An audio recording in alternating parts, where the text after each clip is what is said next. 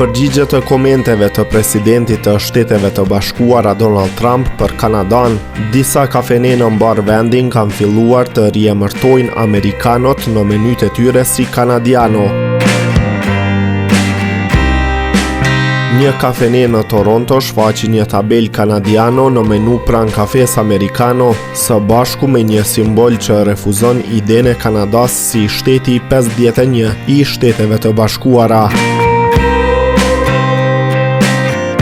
Më një shkurt, presidenti Amerikan Trump nënshkroi një dekret për vendosjen e tarifave prej 25% për importet nga Kanadaja dhe Meksika dhe 10% tarifa për importet nga Kina. Një tarif më e ulët prej 10% u vendos për burimet energjetike të importuara nga Kanadaja dhe tarifat u vendosën të hyjnë në fuqi më katër shkurt. Megjithatë, më 3 shkurt, Trump pezulloi zbatimin e tarifave për një muaj përballë masave që do të merrnin nga Kanadaja dhe Meksika për të rritur sigurinë kufitare.